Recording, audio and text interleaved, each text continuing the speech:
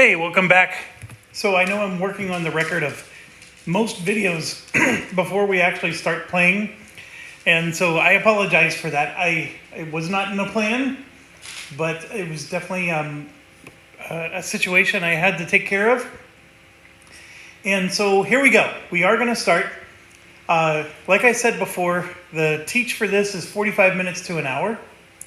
And, there's multiple videos out here that try to teach this, and they're very efficient, and they still take 45 minutes to an hour. So I spent some time explaining the stages and why we chose the cards that we did, and that I explained how we pay for the cards and then they get inserted into here. That's all we've explained so far, and we're just going to rock and roll. We also talked about how the resources are divided up on the board, and that we have tribes and they're in encampments, and so forth. But we're going to just get started, and then we'll explain as we go, and hopefully that'll make the 45-minute teach not so painful. So first thing that happens is, it says it right here on the board, we're going to draw new cards. So it says, reveal the top card from the face-down event stack and from each face-down research stack, and place them in their corresponding face-up stacks. So technically, I already did that during setup. That's what this is. So we draw the top card of this, and that's what's sitting right here. And so we have, the top card from each of these. And we're going to be able to, with certain actions, either draw from the top or take the top card from the discard pile. So that's what this is, and it's already set up and ready to go. So the only thing we have to do here is draw an event card. And then before I get into that, I do want to point out that for the solo mode, playing the game, for phase 1, we play as usual, which all that means is the solo bot doesn't do anything. Vichy doesn't do anything. So we're going to grab this event card, and I'll bring it closer to you here. So there's some, flavor graphics, but there's really two things you need to gain from the event card. The event will trigger later in the game. It is not triggering now, but it's information. So the first information that we know is that the weather is going to get colder by 1. So right now the weather is mild, and next to the mild there, it shows a little hand symbol or somebody pushing a button. The hand symbol means you get to do your income for one, or you get to do one income. The pushing the button means you get to do an activation. And we have both of those right here. In fact, I have one income and one activity. It's activity, it's what it's called.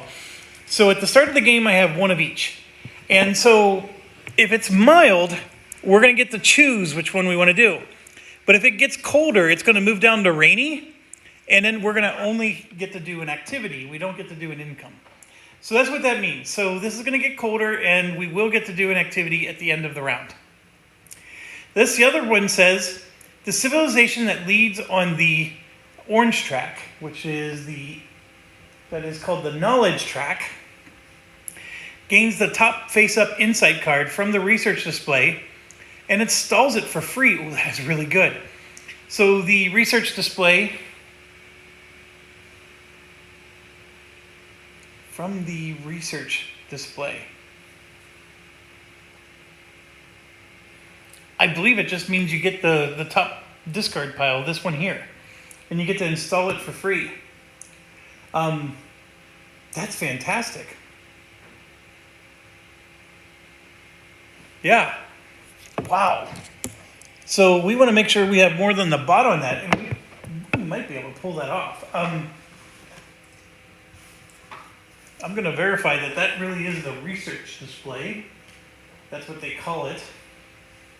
Sometimes there's, like, you're playing and this is the discard or the whatever, and you're not really paying attention to what the terminology is. So let me see here.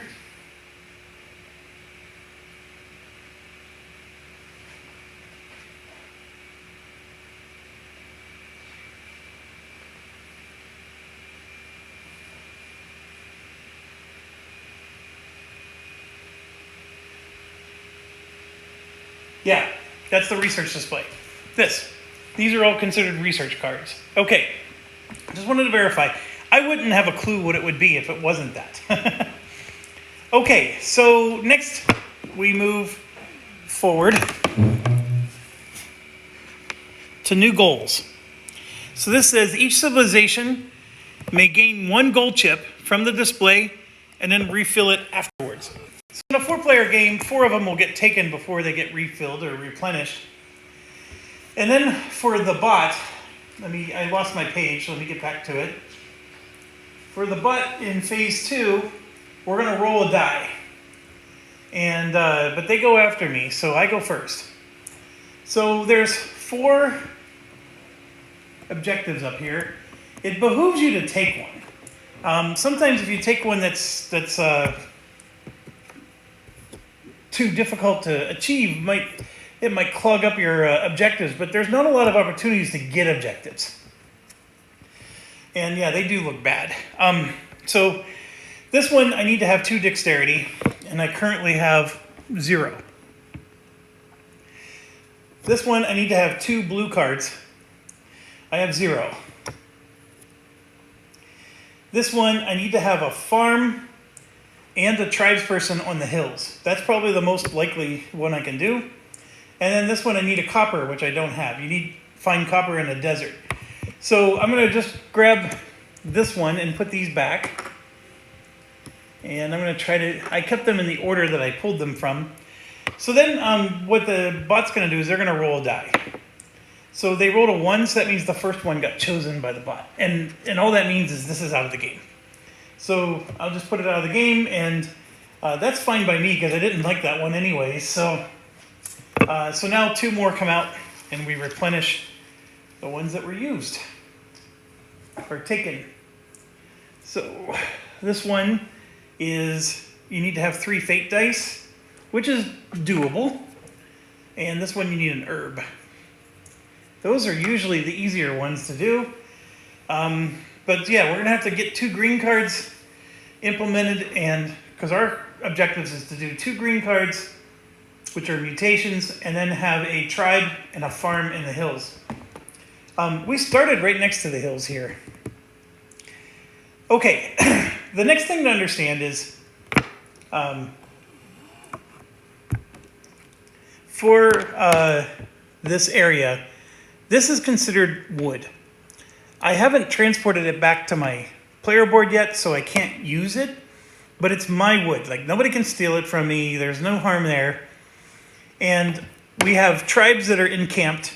And the key thing to understand between encampment and non-encampment is if they're inside of a circle encampment, which they are, they're going to consume 1 food during the feed them phase. If they are outside of the encampment, they're in the wilderness, and they're going to need 2 food. That's the key thing to understand right now, is the difference between being in an encampment and not is how much food they consume. Beyond that, they don't really have any advantage or disadvantage outside of that. So let's put that back. This thing that's down, that's called a provision. And it's a solo bot thing. It's not used in any multiplayer game. And it's something that's specifically for, because he doesn't build farms. Or Vichy doesn't build farms. So she uses these provisions, and that's how she pays for her people. She gives them food based on those. And I think that if she gets 2 of them, then it's the equivalent, like she blocks, this is a space for building a farm. Farms are first come, first serve. As I pointed out, there's only 3 farms that you can build. And once you build one there, nobody else can. So right now, I could still build a farm there. But if she ever gets a second provision on there, then that blocks the farm space, and I can't build it anymore. I'm trying to remember where in the rulebook it said that, because that is something that's extremely important, and they don't tell you right away how it works. And there's I know what it is. There's a provision action, and I just bumped my board. So there's a lot of language here. So, for example, this is first thing you have to do is the provision action, which is that. Then in territories with one provision, one tribe on an encampment is fed. And then there's this priority table. In territories with two, all tribes in the encampments plus one tribe in the wilderness are fed, strong before weak. So there's like this logic that that they follow. And that, of course, is on this board here. And then I'm just going to grab another one here. This is a little cheat sheet on like what they do for their actions. So you can see like this action here, Vichy's territory with the fewest provisions and Vichy's most tribes. Once a territory has two, they block the farm. If it's still unoccupied. That's where you get that from. So there's a lot to read on these cards. Oh, and I also forgot to explain. We're going to play medium difficulty. So what medium difficulty means is for the first two of the 4 eras, we play on the blue side, and then for the next 2, we do the red side. And the reason this is blue and red is to remind you. So for era 1 and 2, we're going to go blue, and 3 and 4, we're going to go red. So that's another thing to understand. All right, let's keep going. So we did the new goals, and that's all that is. So we just keep flying along here. And so the next thing we do, sorry, I have to stand up and really reach across the table. Extra find. So extra find says each civilization chooses one type of territory in which it has at least one tribe, and then it chooses one of the 3 material that can appear there, and then they store one of it. And then I'm going to check, what does Vichy do? For phase 3, she does nothing. Okay, so what does this mean? Well, you can see here we're in the forest and we're in the grassland. So forest with the wood, grassland with the papyrus, right? So the forest, like I said, normally you get wood and papyrus from these 2 places. So throughout the game, that's all we can produce. And I would have to go find a different forest or a different grassland if I want to find the other resources. This phase is a special phase where once and only I can choose to get any of these other resources in the areas that I have a tribe. So this is an opportunity maybe to build a card, right? So here we need a wood. See, I need iron, which none of those are iron. Here I need a cotton, which none of those are cotton. And then this one I need sand. So it's not very helpful to me with the cards that I currently have. But I can tell you that in my last game, I really needed some of this other stuff. So if all else fails, and you don't know what to take, I always take the bottom one. And here's why. These bottom ones are worth more money if you do the trade action, which is here. And the trade action lets you sell one resource, which is what that number is there. The other reason you want to take the bottom one is at any point in time, you have this situation where you have the resource above and below, you have the prosperity that's in the middle. So this is 2 prosperity points right here. And so if I have this situation, I would have 2 prosperity for my civilization. Like this, I don't have any prosperity. So if you take the bottom ones, and then eventually get those ones, you could gain a lot of prosperity. And prosperity, by the way, is the era 1 goal. So for every prosperity we have, you're going to get 5 points.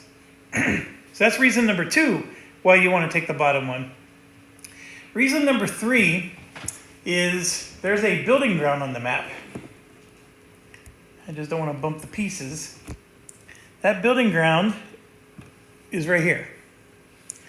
Okay, so I have to build a boat to get in the water, but if I have a tribe that's next to that building ground, by the way, is the same as one of these. It's just that it's a permanent one that's on the map. So if I'm next to it, I can build a statue there, and the cost for the statue is 1 gold, or looks like 1 jade, or 1 copper. And all those are along the bottom. Those are the resources along the bottom. Or you can build a settlement, which in our case is papyrus and a wood, which we have both of those. So, to recap, that particular building ground needs gold. The bottom ones are worth the most money if you try to sell them. And then they also can help you. They're 1/2 towards getting prosperity. So, what am I going to do? And I'm sorry, I'm covering up the camera. Let me zoom back out. I can choose either the gold or the oil. I'm going to choose the gold just because I know I can build a statue with that gold. See, here's the thing. We're next to another grassland. So we can explore, actually we're next to both grasslands, so we can get those resources discovered right away. Actually, I'm going to take the oil. I'm going to make it an oil. That's going to be more rare. Although, that might be a mistake. Let me think about this. Yeah, I'll do oil. We'll stick with that. Okay, so that's it. And then, in a 4-player game, everybody gets to do that. It's a nice way to get a resource. So remember I told you that the brimstone was doable when we were choosing a card in the previous video? And that was because all I have to do is move one of my tribes into the hills. Then at the beginning of an era, I can just choose the brimstone, even though that hill doesn't produce brimstone. So there is always a way to get resources like that. And and then there's this thing called a lucky find, which we'll get into later. All right, next thing we do is we are in the action phase. So we're going to stay here until this marker moves all the way to there. So that marker needs to move 1, 2, 3, 4, 5 times. What causes that marker to move? It's called a reset action. So I go first. I'm going to take my action. Then the bot's going to take her action. We're going to go back and forth until we've reset 5 times. So the resets come on fast. But I'm estimating we're going to get probably about maybe 9 or 10 actions before all the resets run out. And when it's your turn, you literally have 2 choices. You do an action or you do a reset. And the reset has restrictions. So let's talk about the reset first. The reset, so we're going to well, let's talk about this. If you've played Castles of Burgundy, this concept's going to be very familiar to you. If you haven't, then, no worries. But basically, I'm going to take my camera, put it down closer. Okay. So in this situation, we have dice that are of all values. So let's say I want to do explore, this action right here. So you can see there's a 1 and a 4 written on it. So to do this action, I would have to spend a 4 and a 1 like that. And then that's what triggers that action. After I do that action, these 2 dice are out, off board. And now next turn I go, I'm going to have less dice. Eventually I'm going to run out of dice. And if I run out of dice, then I have to do a reset. And that lets me roll all my dice, and then I get to, continue. Now the reset, multiple things happen during a reset, but the thing that's written right here on your board, it says that you have to have 3 or less dice available. So meaning right now I can't reset because I have 6 dice on here. So, you're playing with some jerk who doesn't like the game and they just want it to end. They can't make it end. They got to at least do some actions. But yes, if you have 3 or less dice, then you can do a reset. And there's all kinds of reasons why you may want to do a reset early. In fact, I did a reset early last night because I knew that the action phase was going to come to an end, and I did a reset earlier so I could have more dice to do more actions. I know it sounds crazy, but it worked. So there are, I think somebody said 22 actions here, because not only do you have each one of these is an action, but some of these are two actions, right? There's a left half and a right half. And so you can do one of those actions, but not both. And so here, let's count them real quick. It's 1, 2, 3, 4, 5, 6, 7, 8, 11, 12, 13, 14, 15, 16, 17, 18, 19, 20, 26 actions. That's insane. And this is part of the reason why the teach is 45 minutes long. And we did go through all these with, so with my friends, we did have to go through them all. But I think the key thing to understand is that all of the 6 actions on the right side is how you play the cards. So you can see here that there's a blue card, a yellow card, a green card, a brown card. And the way you play those cards is, you know, if you do a 6-2, you can do a green card. If you do a 6-3, you can do an orange card, etc. Now on the left half of those is a different action. So this one gives me 3 tokens, 3 more ideas that I can put here. Sleep takes any 2 dice, doesn't matter what the value is, and I can choose to put 1 in the focus or 2 ideas here. Now what's a focus? This focus is a wild card die. This can count as anything. So if I want it to be a 1, I can put it right there, and then I can put a 2 here, like this, and that's my action. Okay, so this counts as any die I want it to be. So very, very powerful. You want those. The problem is that you're so tempted to use them all the time. I never had them.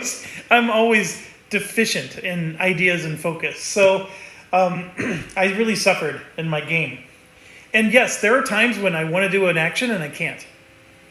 Because the dice really do play with you and they don't go your way. And I rolled one time and I had 4 6s and 2 5s. What good does that do me? A 6-5 action is the only action I could even do with those 2 dice. Everything else was, you know, I made these, which is the next thing to talk about. You can see here, there's a 4 and a 4. If I play 2 of the same, I get to evolve and add 1 dexterity to my people. So at any point in time, if you have 2 of the same dice, you can see that each one of these gives you a different evolution trait. One more thing to understand is there's these as well. These are, they're called attributes. And at any time in the game, if I meet the condition of having 4 intelligence, I can take this. And it's not an action. It's just a free thing you get to do. And so there's that one. We talked about that in the previous video. There's this one, which is the 4 eyeballs. It's just saying when you install a gold chip, you can get 2 focus, which that's actually really, really good. And this one is 3 dexterity. At the start of every feeding phase, I get to do a free hunt. Oh my gosh, that's a good one too. I would have picked a different chip. I would have started my race with this. So yeah, very, very good. Okay, so how do I go through this? So we talked about the dice and how you can manipulate the dice. So you got your dice, they have to match, or you can spend ideas to tweak them up or down 1, or these are wild cards. There is an action here called planning, which is right here. And this one, the right half there, see how it says you get two cylinders? What that lets you do is that lets you take 2 of these and you can put them on as a die. So if I wanted them to count as a 4, I can put them there. So they're similar to the focus. The focus is a pure wild. These are specifically 4s. They can't be anything else, but they can be used as 4s. But they don't count against your dice, and they also don't count against whether or not you want to reset. So that's, as far as manipulating the dice goes, that's pretty much the gist of it. So like we said, you have sleep. This one is how you can gain cards. And I'm going to zoom in a little bit here. Left half lets you gain a face-up card. The right half lets you draw 2 face down, and then you have to choose one. Okay, and then understand that every action has an upgrade, right? So then this one lets you draw 4 cards and keep 1. And then if you look down here, you get to take 2 face up or draw 4 cards and keep 2. So there's 3 levels to every action. And again, that's why the teach is 45 minutes long. But so what do we want to do? Let's talk about what we want to do, because we're going first. And I think what I want to do is I want to get to the hills, because I would like to get a cotton or a brimstone. Either one would be beautiful for me. And then the other reason I want to go to hills is because I have an objective in the hills. So why do I want the brimstone? Well, the brimstone will give me 2 of these, and 2 of those help me towards, that's 10 points. Because each diamond is 5 points. Right now I have 1 diamond, because I have 2 money right here. And then this would give me 2 more, if I can just get 1 resource right here. So that's what I'm looking for. The other thing to do would be, can I find another forest? So that's why I was debating doing the gold, because there's grasslands near me. And if I found another grasslands and it was the herb one, I could accomplish the same thing. But I took this because I think this is going to be more rare. But getting back to this, getting to the hills is going to help me to accomplish an objective and possibly get more prestige. Or, yeah, is that prestige? Yeah. Gosh. Why am I going blank on what that is? It's not prestige. Prosperity. I knew it was a P word. Okay. So in my head, that's what I'm thinking. And currently, I'm right here in the forest. And I am 1 space away from hills. These are hills right here.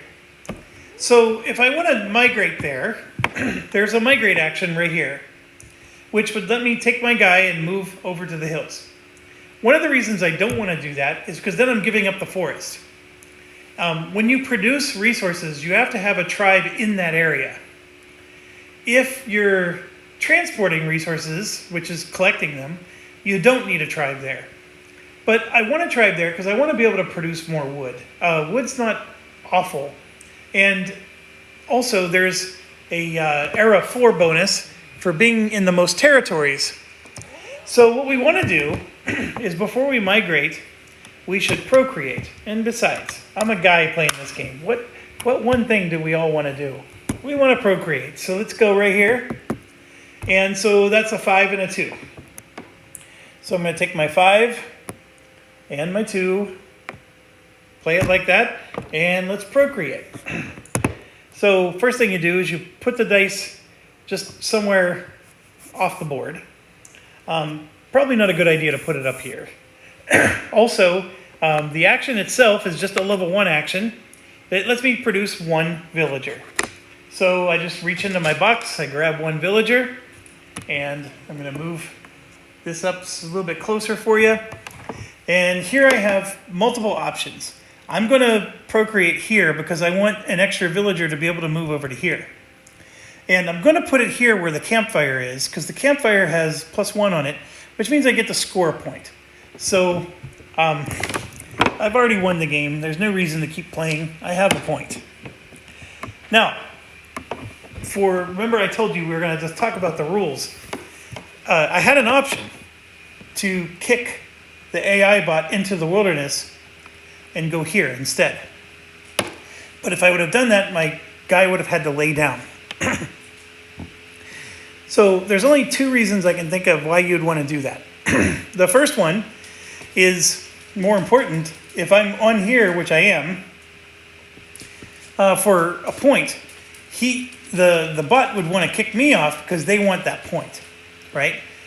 So one of the reasons you would kick someone off is because you want to score that point. These other 2 don't score points. The other reason is, for some twisted reason, you think that it's worth it to force the bot to have to pay 2 food. I don't even know if food hurts the bot, to be honest with you, but a player it would. Forcing the player to have to pay more food, it's something. In my case, it would be a horrible decision, because laying my guy down, the one thing you can't do when your guy's laying down is migrate.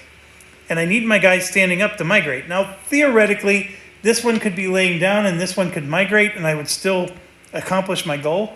But there is, after the action phase is over, there is a step where all standing up guys will score a point. So you do score points by having them remaining standing. And then one last little thing to cover here is you can kick one guy off. So if you want to score this point again and again, you can keep kicking your own guys off, but your guy's going into the wilderness and you still get knocked down. The one going into the wilderness does not get knocked down. It's the one doing the kicking that gets knocked down. It's just to show that they're exhausted or weakened or whatever. So anyways, that's my action. That's it. All this 45-hour-long teach to do a 30-second action, right? Okay, so now it's the bot's turn. And the way I understand the bot is we're going to draw a card. So let me make sure this is shuffled. At least respectively. Okay, so we draw the top card, and then it lays here. So first thing you got to check is you got to look at these pips, these red and blue. If there's ever 4 of both, so the next one that gets drawn is going to be laid like this, and so they're going to just keep adding up, right? If you have 4 red and 4 blue, then the bot will not do an action, but instead will do a reset.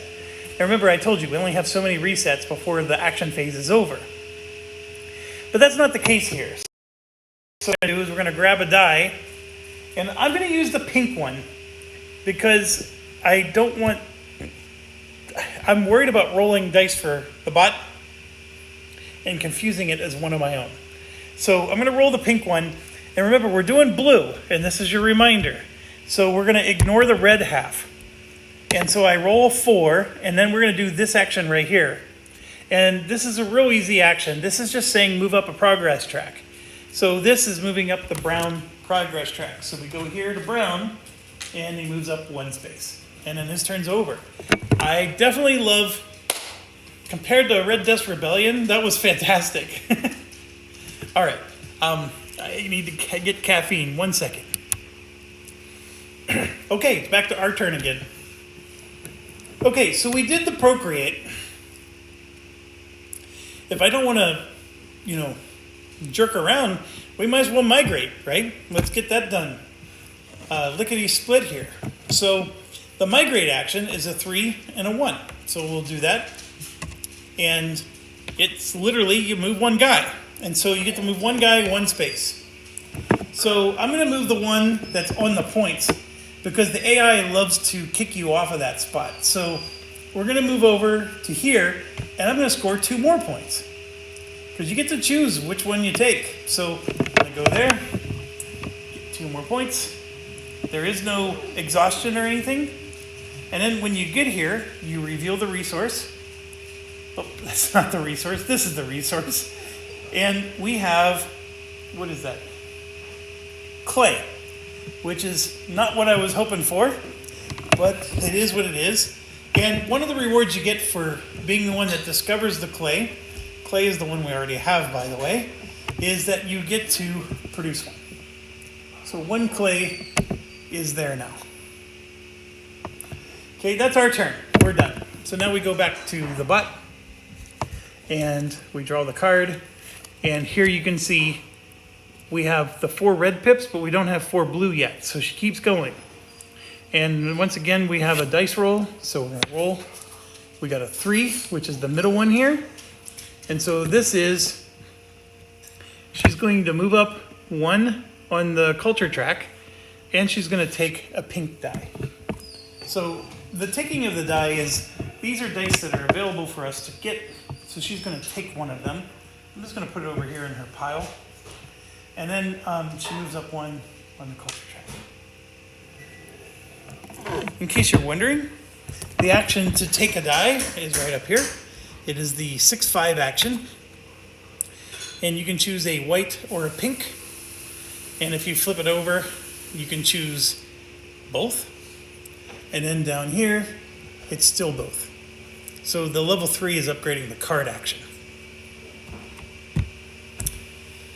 If all the dice are gone, you can steal them from each other. So we can steal them from the bot and vice versa. You can only steal if they have more than you. Okay, it is back to us. We're running out of dice. We have a 6 and a 4. That's it. So if we look at what we have, a 6 and a 4 is the building action, which is perfect because that's exactly what we want to do. I want to do a building action. So we're going to go here, 4 and 6. Okay, so I'm going to choose the left side, which lets me build one building. It would be nice to build a boat, but right now I want to build a farm. So I'm going to take one of these farms and place it right here in the hill. And so I've met the conditions for this, but I don't get to hand it in yet, because to hand in an objective, I have to do this action. So one other thing, don't forget, is when you build a farm, it tells you to place it in the farm space, and then you gain one idea. So we're going to take this, put it right there. Okay, so now it's back to the bot.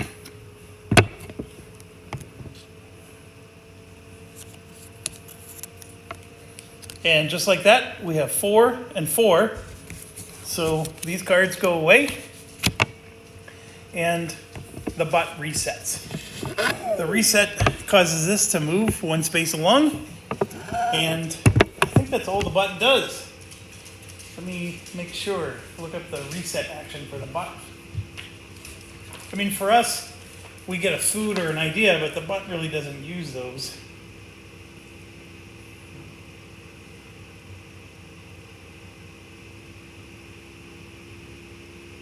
Yeah, that's it. So bot's turn is done again. Now it's to us, and guess what? We have to reset too. I could play this as a wild, but I don't have another die to go with it. So first thing we do is you follow the steps here. So these are our reset levers. Step A is to move the marker.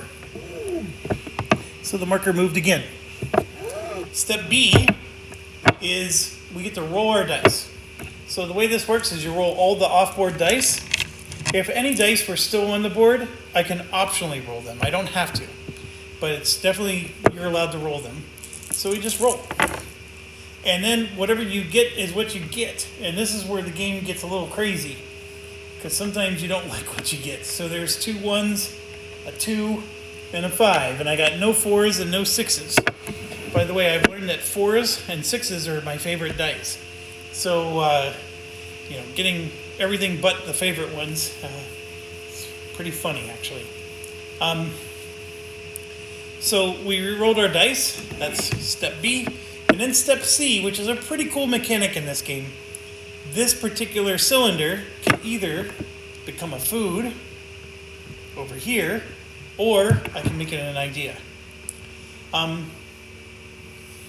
The thing is I love making it as an idea, because you never have too many of those. But right now, I have 3 tribes people out there.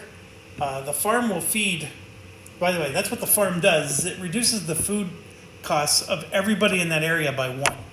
So if they're in the wilderness, you still have to pay 1 food, because normally they cost 2 food. The farm will at least feed 1 of the 2 food. But the forest and the grasslands both have a tribes person, and those are going to cost me at least 1 food each. So if I make this into a food, I at least have the 2 food I need to feed them. That's the strategy. There is a hunting action, which is right here, and it requires a 4 that I don't have. And I did get to roll the dice before I chose which one, because normally I would like to put it here, because you need to be able to manipulate dice.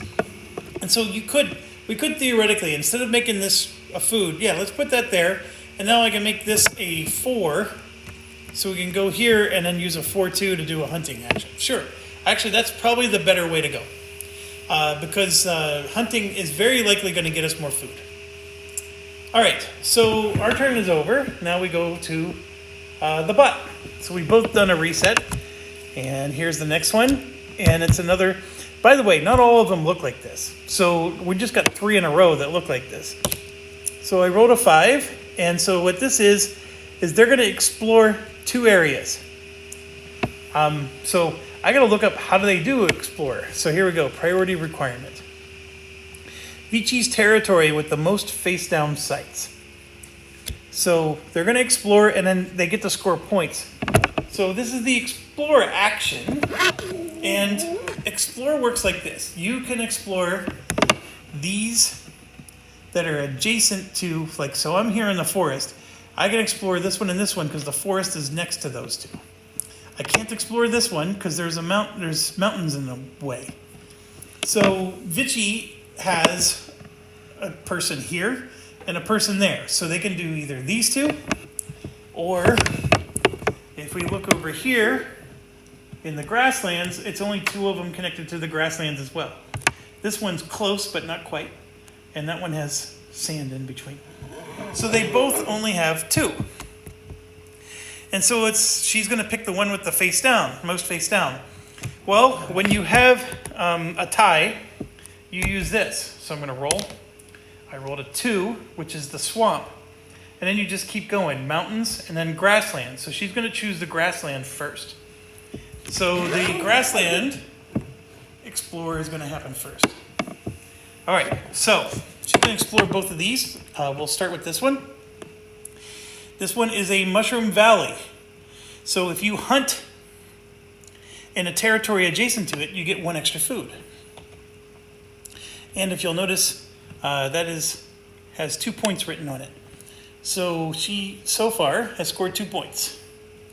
And then this one is a building ground. So if you're adjacent to it, which we are, you can build a statue there for a stone or a iron ore, or you can build a settlement, and that gives her 1 point. So we are now tied. It is a neck to neck.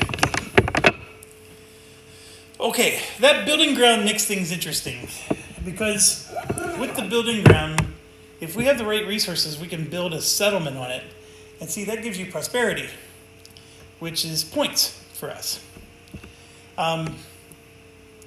This one is a papyrus and a wood. We don't have it, but they are on the board. We just have to bring them back home. This one is a papyrus and a stone, which I don't have. This one's a wood, a stone, and a clay, which I do have. And yeah, they're getting more and more expensive. Like if you could get this one built, this is fantastic. Look, that's 3 prosperity. I would need a miracle to be able to do that one. I don't have the sand. I don't have the iron ore.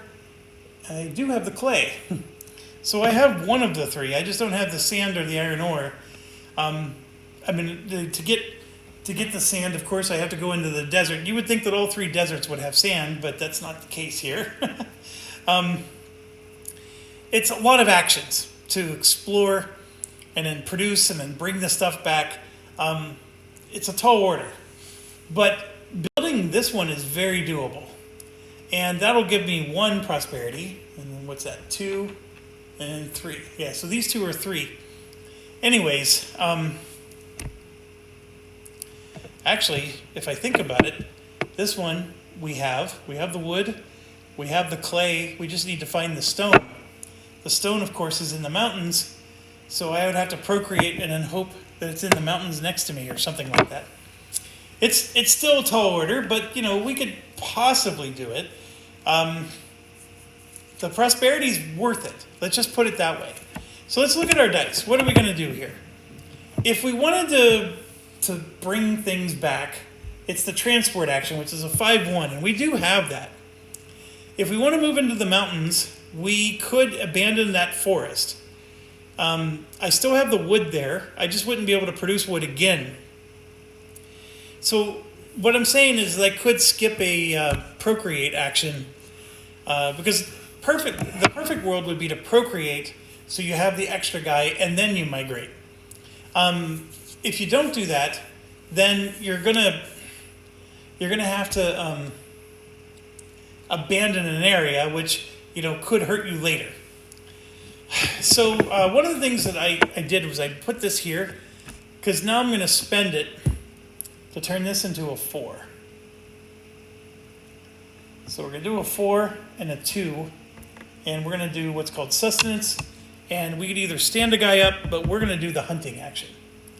So the hunting action is very simple. We go over here, we grab one of these hunting tokens, and we choose a territory we want to hunt. The table is here. We're going to roll all the pink dice we have, and I only have one. If you have more than one, you get to choose whichever one you want after you roll them. So you can see that the water is the best, and then forest is second, grassland is third. But I'm going to choose the grassland, and here's why. There is a mushroom valley here. I'm just going to squeeze this in like that. This mushroom valley, just as a reminder, gives you an extra food. And when you hunt an area, no other player can hunt it for the rest of the round. So we take our favor die, we roll. I got a 4. So I can manipulate it with this plus or minus 1. I'm allowed to spend those. But I think a 4 is pretty good for me. A 4 is 3 food, which is the best of the options, and then this makes it 4 food. So I had an option, remember, to use that token as a food or use it as one of these. I used it as one of these, spent it to go hunting, and I ended up getting 4 food instead of just 1 food. And I think that is a good deal. So this is now a prosperity because I filled up that column. And I have 2 more food to feed my people. That was a good move. That's worth 5 points for me. Okay. We'll come over to here. And once again, here, I just want to show you. There are cards that don't look like that. It's just that we're getting them all. So here we go. So we rolled a 1. So what this means is they get the Cheaty McCheaterson. They're going to build a statue. The statue goes here on the island. It always goes on the island, by the way. And they can build unlimited statues there, even though we can only build 2. Statues will get them points at the end of the round. The points are going to be equal to how far along on this track they are. So right now, a statue right now is worth 1 point. But she's going to move up fast. She cheats. Okay, it's back to us. So we were talking about doing the produce, but then I would need to do a migrate first, which I can do. Right here's a 3 and a 1. So I know this is crazy, but the dice are working out in my favor. So I'm going to migrate away from the forest. We're going to go into the hills here, and let's pray that this is a stone. It's an iron ore, which pretty good because I thought there was a lot of stuff that needed iron ore. And we're going to produce one because that's one of the things we get to do. And I'm going to go into this spot here, which gives me 2 points. So I have to put the camera down so I can reach across the table. Right, just a reminder. I need wood and ore for this one. I need ore for that one. I needed cotton, but I never got that one. So ore is a good one.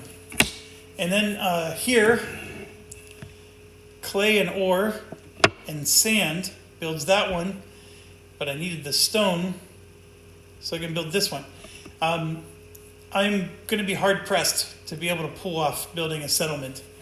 I can try to move into the mountains with that guy over there in the grasslands, but I still need to be adjacent to the building ground in order to build there. So if I move away from the building ground, I can't build there anymore, so it's a pointless exercise.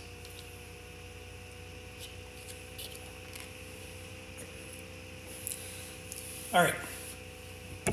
I am done. Move over to her. And we got another one. So here you can see it's 3 blips each. We rolled a 6. She's going to gain a prosperity and hunt somewhere. Well, she only has one place she can hunt, so that's here, because I hunted the other one. And then the prosperity for her is simple. She just comes over here and gets one more of these on the prosperity track. That means she's getting 15 points. So that was a bad roll. All right, it's back to me. I only have 2 dice left, 5 and 1. 5 and 1 is transport, and I will do exactly that. So it lets me transport 3 items. So I think I have 4 on the board. I have an iron ore. I have a clay. And I have a wood. And that's my 3. Now, instead of the clay, I'm going to choose the papyrus instead. So I've got a papyrus, a wood, and an iron ore. All right, that's my turn. Now we'll get back to her.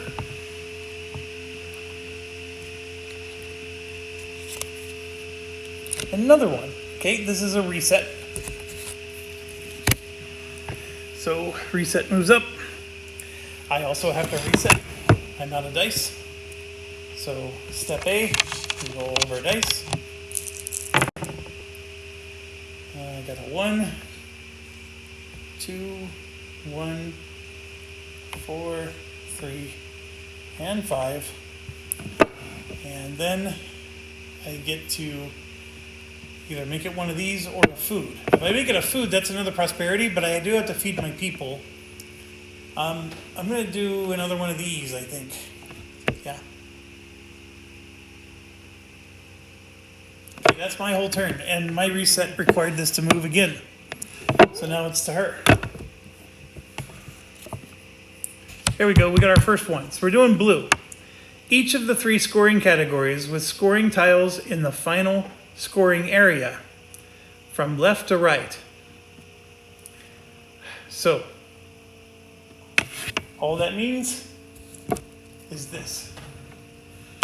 She's moving up the brown, she's moving up the orange, and she's moving up the blue. So it's cheat mode. That's what that was. All right, it's back to me. I want to do this one, 4, 3, and I want to hand in an objective. The objective I'm going to do is the hills here, because we have a tribe and a farmer. Although I would have liked to have built, because I have enough to build a settlement, which gives me another 5 points.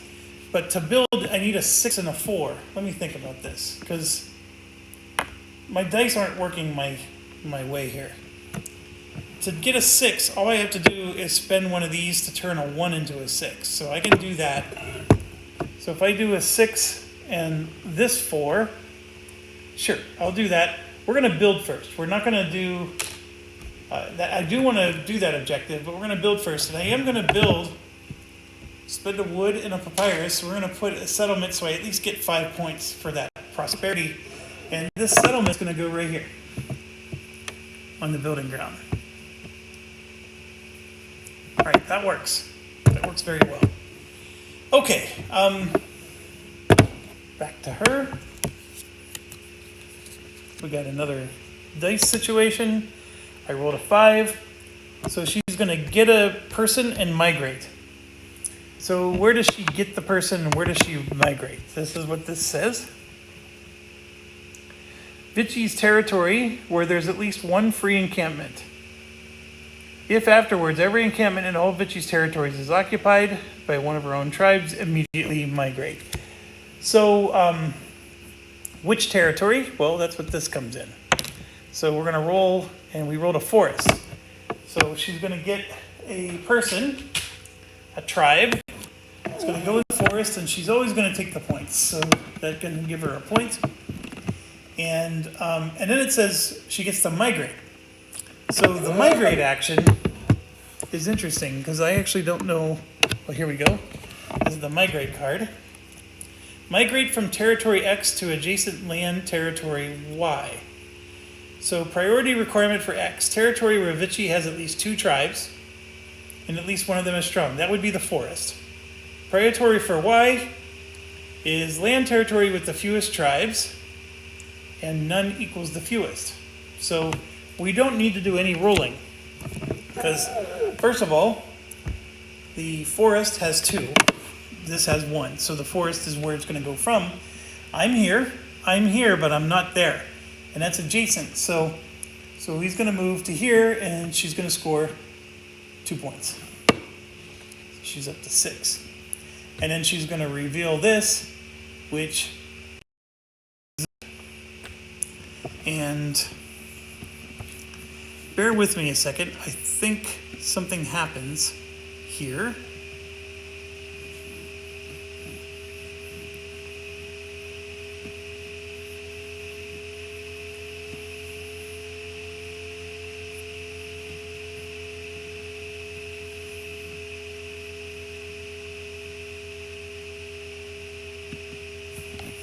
Okay, so I'm going to have to I'm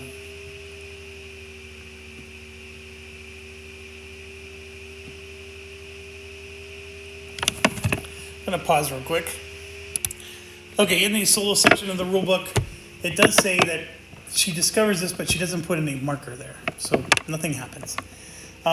So yes, we now know where the gold is, if we want to get that. So I give it credit. I mean, at least she's doing some exploring for me, so she's helping me see where stuff is. Okay, it's back to my turn. I just bumped these.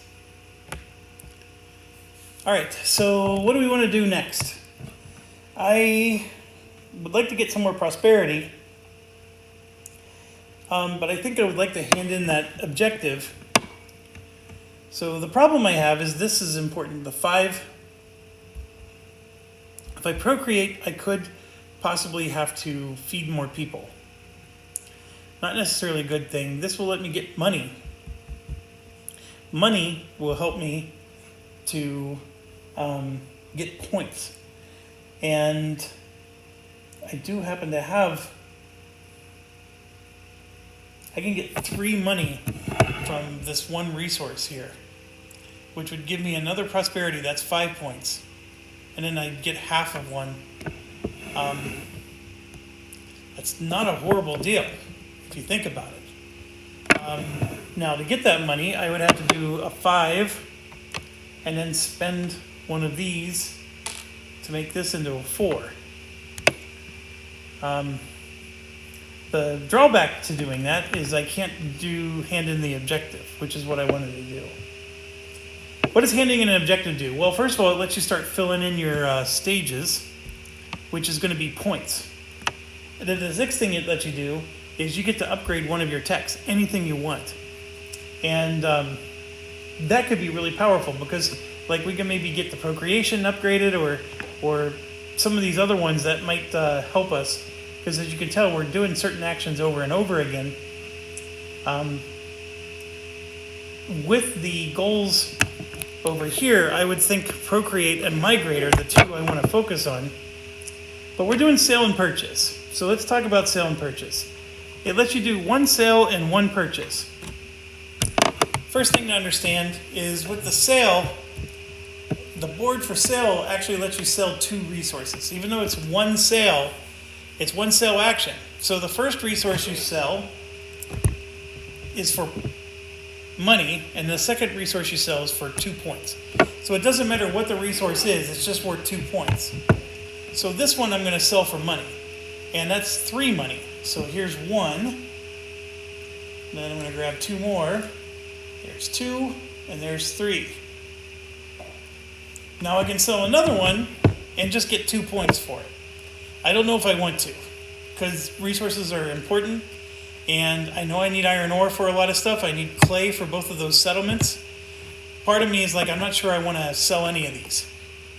But that's just me not taking 2 points right now, which I'm okay with. The third thing I can do is I can purchase.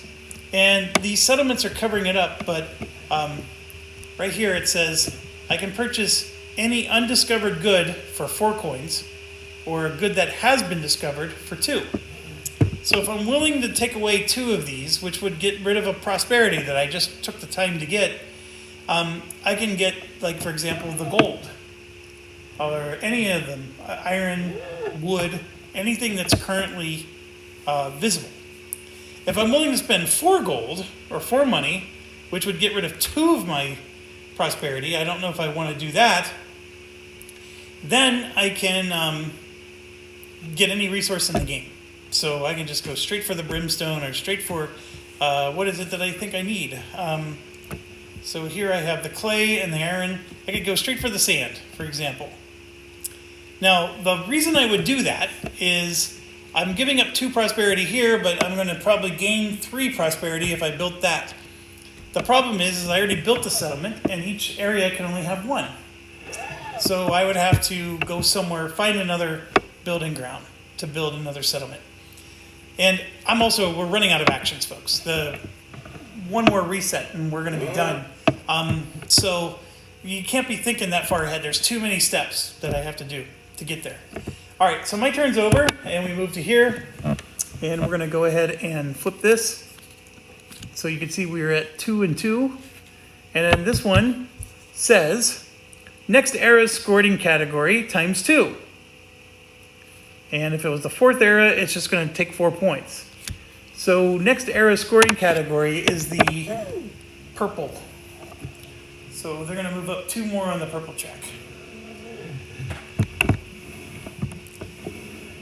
And remember, I need to be up on the orange track. So if anything, I need to build this, which is going to be impossible. I don't have 2 sand. That's the only thing I have that lets me move up the orange track. I need to move up the orange track twice because she moved up once. That lets me do the event, to win the event. So how do I do that? I have no idea. So I could do a 2 and a 1 to take a card. And I'm going to look to see if there's any cards that give me orange track. And of course there isn't. Although this is a really interesting card. That one gives me 4 evolution points. But man, I need to have 2 herbs, which we don't even know where the herbs are at the moment. Actually, we do, because we've revealed 2 of the 3 grasslands. This one upgrades procreation twice. You just need to have 3 stamina, which we have 0 right now. But you get to upgrade procreation twice. That's pretty impressive. It's going to take a while to get there, though. And 1 second, I spilled a bunch of stuff on the floor. Okay, I'm not sure there's an easy way to activity. So activity lets me do this. I can spend 1 money to move up 1 track. So I'd have to spend 2 of my money to do that. And an activity requires a 3 and a 2, which I don't have currently. So I can take a card, or I can sleep, which would let me do things, or I can use this and do something fancy. If I use this, I could actually get the 3 and the 2 to do the activity. That would move me up the orange track.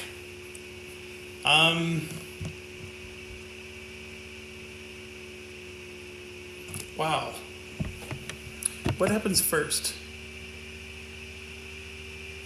We move the weather indicator, resolve that. Then we resolve the event, and then we score for the era. Yeah, not quite gonna work. I would be giving up 5 points to...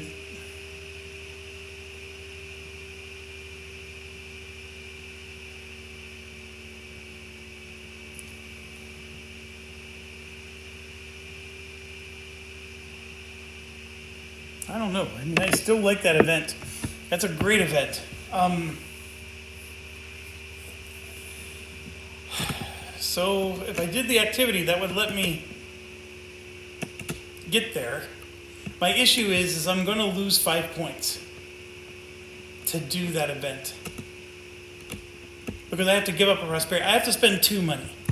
And spending 2 money is going to cause me to lose a prosperity. And each prosperity is 5 points. That's my conundrum. Is there anything else I can do that, will get me closer?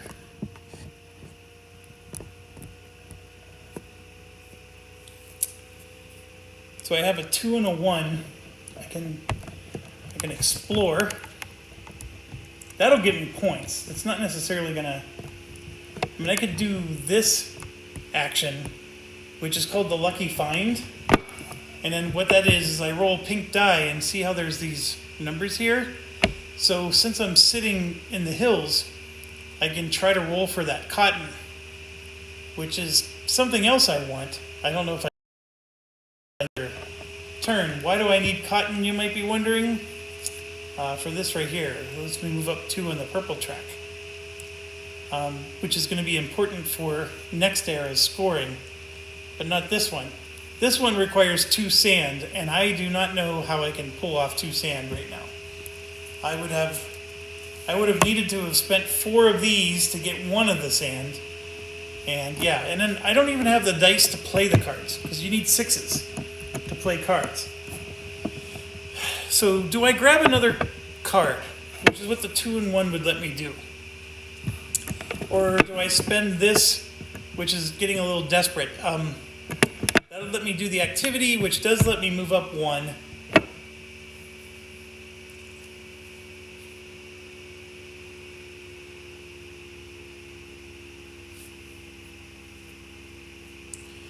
Oh. I'm torn. I'll do this. We're going to do the activity, which means I have to spend one of my money, and the activity will let me move up a track. I'm going to move up the orange track and get to here. And I need to move up 1 more to beat the bot. And hopefully the bot won't move up again. So here's the next one. So here you can see there's 4 blue, but not 4 red. And it's a 3. The 3 is they're going to move up the brown track and gain a pink die. So he gets another pink die. And then he moves up the brown track. So she's up to 3 now. Yep, 4 blue, but only 3 red. So she's going to reset next turn. But guess what? I'm resetting right now because I only have 1 die. So I'm going to do this. We triggered the end of the round. Now, what the end of the round means is we're going to finish the current turn, and then everybody gets 1 more turn. So it's a very kind end of the round trigger. So I am going to get 1 more turn out of this. So my turn right now is I'm resetting. So, we got some of those 6s we were hoping for. And then that was a 5. And here's a 4 and a 1. And, I was supposed to decide to roll this. I apologize. I was going to roll that. So there we go. We got, then after we're done with that, we can either put it here or make it a food. I am definitely putting it here. This is so precious. I can't stress that enough. Okay, so now it's going to be her turn. And lucky for us, she's probably just going to, yep, she drew the 4th red. And this would have killed us right here. This era's scoring category ×1. So she's resetting. Now, any reset that happens after we've triggered the end, you don't do anything. I mean, you still get to do the B and the C, the rolling the dice and all that stuff, but it doesn't move the marker any quicker. So players are definitely allowed to reset during these final turns. So I get 1 more turn, and so does she. And so what do I want to do with my 1 last turn before we rock out of here? So this would let me take a die. 6 and 5. I don't have my wood anymore, or I could have built the musical instrument. We'll have to do that next time. Although I don't have the ability to make wood anymore, which that hurts. I do have the ore, so I can build an orange card.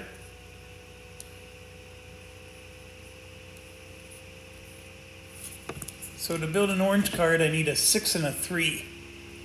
So we could theoretically do that.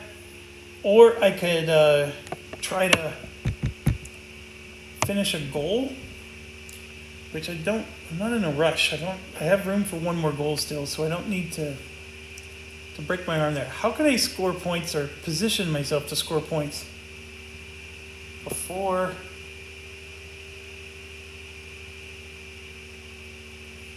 we move on?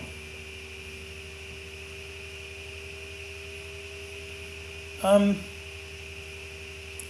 want to play the orange card. I'm going to do the 6 and the, it needs to be a 3. I don't have a 3. So I'm going to have to spend one of my tokens to turn this 2 into a 3, right? And so I'm doing the right where we're going to play an orange card. Now, I'm going to make it a stage 1, which means I'm just going to spend 1 iron ore, which is this. And I'm going to put that stage 1 card right here. And that's going to let me get an immediate effect of moving up 2 on the brown track. And at the end of the game, I score a number of cards and chips that are in this column. So I get 1 point for each one. So I'm going to, since it's stage 1, I don't have to pay that stage 2 cost. And I put that there, and I'm now 1 towards getting this row filled. If I fill the whole row, I get to grab an income chip. Okay, so I get to move up 2 on the brown track, and this is something I want to show you. So if I move up 2 on this brown track, I pass this line right here, and see there's a brown 1 die there? And what this says is I get to upgrade a tech equal to the color. So it's a brown 1. So this is the brown 1, and if you follow, there's a line. So there's this one, it's all the 1s, right? So I can upgrade any of those techs.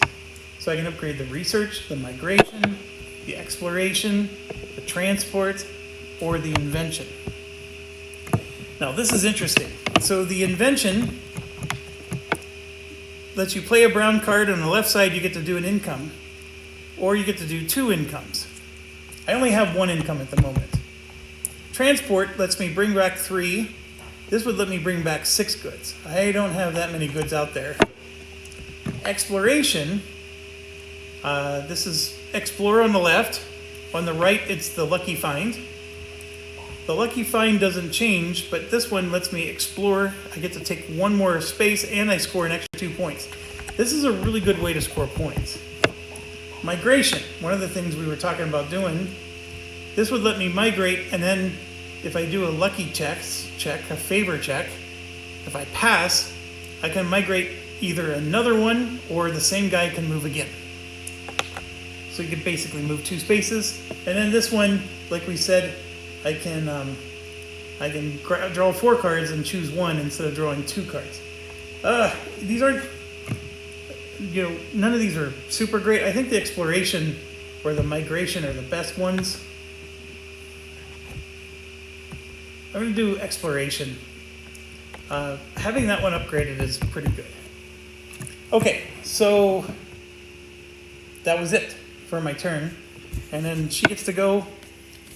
So I'm going to go ahead and roll. She rolled a 1, and that's going to let her move up 1 on the green track, and she's going to kill the green card, which just means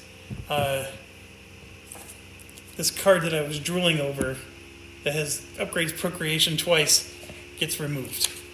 So then a new card gets drawn, because there always has to be at least 1. It's Venomous Sting.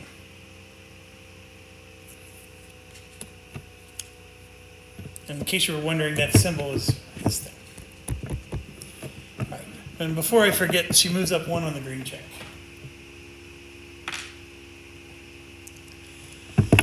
All right, that's it. We are done with the actions phase, so now we keep going. So now we go to the site phase. If the Grimwolds are out, the Glacier is out, or the Oak Tree is out. That's these things. We don't have any of those 3.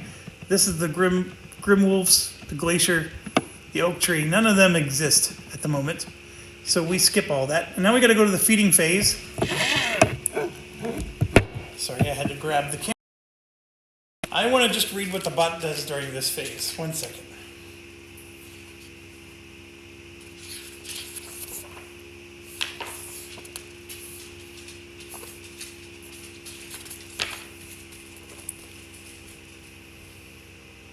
So first of all, Vichy's never affected by those face-up sites. Phase 6, carry out feeding phase as usual. First, perform one provision action for Vichy. So, provision action. Determine the territory where she has at least one tribe.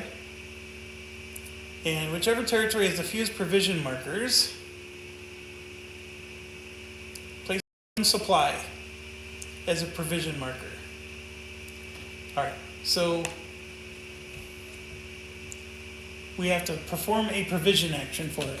So all that means is, remember I told you nothing gets put here, now something is. So she's got a provision in all three of her places. So then in each territory where there's exactly one provision marker, one of Vichy's tribe on the encampment is fed. If Vichy has several, there's a priority table that we do. We don't have to worry about that. In each territory where there's at least two provision markers, all of the tribes in the encampments are fed, and one in the wilderness. If she has more, then they're not fed. And then anybody else would be weakened, laying down the strong ones, and then removing the weak ones. And she gains success points for this. Okay, so for us, we have to feed. First of all, she feeds everybody. Her provision feeds one tribe person in an encampment in every area. She has exactly one. So all three of her provisions feed her people. We have a farm. The farm causes anybody in that whole territory that's my color, so my guys, to pay one less food. We have to pay one food for each tribe that is in an encampment. So in this case, I just pay 0. I have to pay one for him and one for him. So I have to pay 2 food. That's done right there. Okay, so that's the feeding phase. If I was unable to pay food, or I could choose not to, I don't have to. I use the word have. I could have chosen to keep that food. Then you would have to lay down your people. If they were already laid down, then they die. So that's how that works. And that's what it was explaining that she does too, if she was unable to feed her people. All right, so then the next step on this, so we feed our people, and it's explaining how farms work. Then it says, for B, we're going to score 1 point for every standing person. So I have 3 standing, and she has 3 standing. So we're both going to get 3 points. So 1, 2, 3.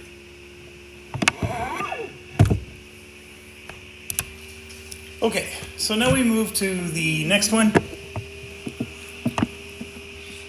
which is here. So this says, move the weather indicator. So it's going to get 1 quarter, and then we get to do the action. So we get to do one more activity. So this is the part where I'm giving up some points. So I'm going to spend one of my money. The activity for me is to go up 1 track. And I'm going to go up the orange track. Now, I do get to immediately, once again, I pass this line, and now it's the orange 3. So I get to upgrade one of these 3 actions. So there's a lot of them to do. The production one's a really good one, but this insight one is amazing. Insight gives you 3 insight tokens, but if you flip it over, you get 6 tokens. So I'm going to upgrade that one. All right, so that is done. And like I said, I'm giving up 5 points. We haven't triggered that yet, but you'll see in a second. Now we resolve the event. And this is why I did this. So the event is the civilization that leads on the track, and you have to be the pure leader, which I am. I am ahead of red on the orange track. I gain the face-up insight card from the research display, and I get to install it for free, which is amazing. So the face-up insight card is this one, and the part that's amazing is just that I get to install it for free. But here it says, whenever I do a reset, if I roll 2 ones, I gain a money. That's a pretty weird ability, but the thing is it goes as stage 2, because remember, I paid to do a stage 1. That's why I did what I did. So I paid the cheaper price to install this as stage 1, and this got to install stage 2 for free. So now I have a stage 2 orange card. It has to go here, folks, because orange goes on top of orange. I can't put it anywhere else. All right, that was the event, and at minimum, that's going to get me 3 points, because stage 2 card gets me 3 points. So I gave up 5 points. I already got 3 of it back just from doing that. So I only gave up 2 points to do this, and technically I think it's helping me in other ways too. So I can move here, and so C says score this area category, and then remove the tile, and then just while we're at it, D, whoever scores the most is the starting civilization for the next era. So the scoring tile is this one.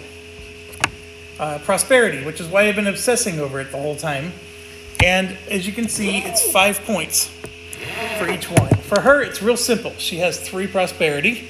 She's getting 15 points. So she's at 9. So there's 10, 11, 12, 13, 14, 15. She's at 24 points.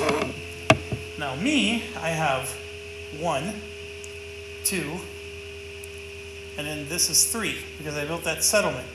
So I also get 15 points, and I was really close, but I'm not quite to getting another one. So 15 points for me. So I'm at, I was 1 point below her, so I'm still 1 point below. Now the problem though is we tied, but since I was the first player, it moves to the next in turn order. So she is now going to be first player for the next era. And then the next one is the purple track, which she's already up to level 3 on the purple track. So I'm at 0 still. So she's already squirming ahead on that one. Next we do the income phase. So we gain income from income chips, and we score our statues. So for her, she only does statue scoring. So she is currently sitting here, and statues are worth 1 point. So she has 1 statue, so she gets 1 point.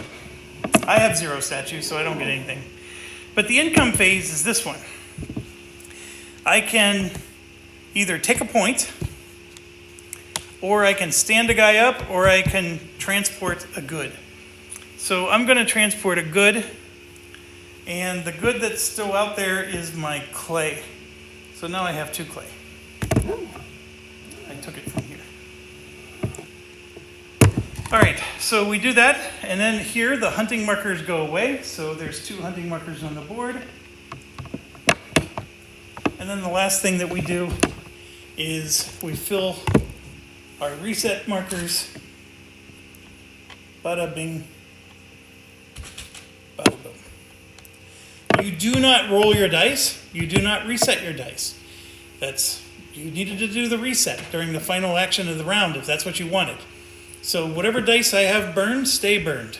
Whatever condition or step you're at, it stays that way. All right, so we just finished 1/4 of the game. I have 3 more eras to go, and it's going to be more of this. Next era, we are scoring for the purple track, right? That's going to be our goal. And so we have some cards here. This one gives us a purple. This one gives us 2 purple, right? So that one I never got to do, but I would have gotten 2 more orange. If I would have been able to build this, I wouldn't have had to do some of those shenanigans, but that's okay. So the 2 purple and the 1 purple are the next goal. So we're going to see if we can get some cards built. And there's so much to do in this game. The bot cheats. The fact that she's so far up on these tracks already is insane. It's really hard to move up these tracks, folks. But I'm not a fan of it, to be honest with you. I'd rather be playing with a person, or I don't know. I mean, if anything, it'd be fun to play this, just as multiple personalities. It's hard though. It's really hard because I really do think you need to look at the objectives and what's scoring for this particular round and play towards that. And having 4 people that are all playing the same way isn't going to really work. Anyways, thanks for watching. I hope you're enjoying this so far, and stay awesome.